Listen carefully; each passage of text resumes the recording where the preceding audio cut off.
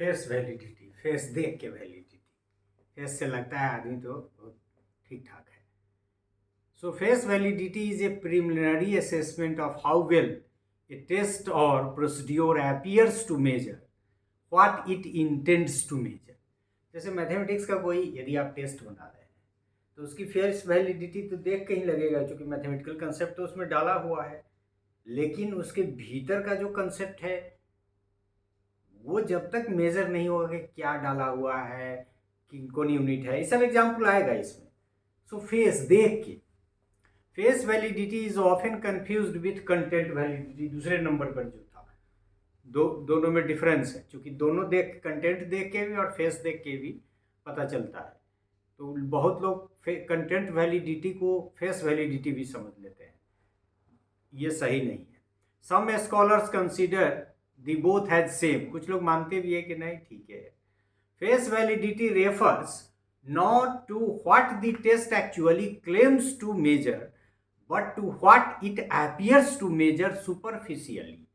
मतलब ये appears to measure, appears को मेजर करता है कि ये ऐसा लग रहा है, लेकिन ये इस बात की गारंटी नहीं देता है कि what it appears to measure but it actually does not claim that it is measuring that the test has to measure. तो कंटेंट की गारंटी नहीं लेते हैं, वो सिर्फ सुपरफिशियली देख के लग रहा है, हालांकि थोड़ा सा पता तो चल ही जाता है उससे। ए टेस्ट में look like without being rational और इवन यूजफुल। लुक लाइक है लेकिन है नहीं वैसा जैसा उसको वैलिड होना चाहिए था। As for example, a terminal test having 10 units may appear to have reasonable face validity even if it contains questions from first 5 units only, though it lacks content validity। आपको हमने कहा था कि ये सब चीज़ टेक्निकल इशू है, उसका एक उदाहरण यहाँ हम आपको क्लियर करते हैं। जैसे मान लीजिए कि आपको एनुअल परीक्षा लेनी है। एनुअल परीक्षा का जो रिजल्ट होगा उसमें जनरली ये माना जाता है कि ये फाइनल एग्जाम है, इसमें पूरा कंटेंट रहेगा। मैथमेटिक्स का टेस्ट हुआ, उसमें पूरा कंटेंट डालना था, साल भर में जितना पढ़ना था, लेकिन उसमें से 5 को ही डाला। तो वो देख के तो लगेगा कि नहीं नहीं सब डाला हुआ है, लेकिन वो 5 को मिस कर रहा है। तो जो पर्पस है टेस्ट का, संभव है कि वो किसी सबमेटिव फॉर्मेटिव इवेल्युएशन के लिए सही होता, लेकिन सबमेटिव इवेल्युएशन के लिए चूंकि कंटेंट की जो वैलिडिटी है, जो उद्देश्य है उसके अनुसार कंटेंट नहीं बनाया गया है, ये सिर्फ लगता है कि बनाया गया है, तो इसकी फेस वैलिडिटी तो है लेकिन कंटेंट वैलिडिटी नहीं है। ये टेक्निकल इशू है।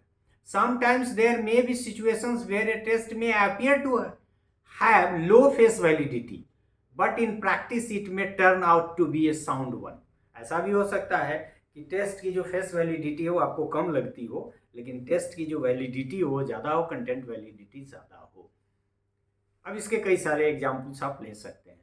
Face validity is useful in improving the wording and structure of the test contents. मुख्य रूप से फेस वैलिडिटी प्राइमा फेसी तो इंफॉर्मेशन दे ही दे देता है, और कुछ चीज़ों को इम्प्रूव करने का या कोई फेस को देख के ही बता देगा कि नहीं ये चीज़ तो इसमें नहीं दिख रहा है, तो उसके आधार पे बहुत सारा इम्प्रूवमेंट किया जा सकता है। लेकिन टेक्निकली लोगों का मानना है कि फेस वैलिडिटी से सिर्फ हम डिसीजन नहीं ले सकते हैं, ये राउंड अबाउट इन्फॉर्मेशन तो दे ही देता है, and that round about information is more meaningful. और इसके जब हम लोग मेरिट्स की बात करेंगे तो इसमें आएगा कि इसका मेरिट्स क्या क्या है। So in this way we could learn face validity का मतलब क्या है और इसको कैसे लोग कंटेंट वैलिडिटी से कंफ्यूज करते हैं। लेकिन ये कंटेंट वैलिडिटी नहीं है, और उसका एक एग्जाम्पल हम लोग 10 में से 5 ही यूनिट लिया है, तो फेस वैलिडिटी तो है लेकिन कंटेंट वैलिडिटी नहीं है। कंटेंट वैलिडिटी क्यों नहीं है? क्योंकि पर्पस है कि एनुअल टेस्ट लेना है, जो ये फुलफिल नहीं कर रहा है, उसको अचीव नहीं कर रहा है, इसलिए फेस वैलिडिटी है, कंटेंट वैलिडिटी नहीं है, और इसीलिए इसको सुपरफिशियल कहा जाता है।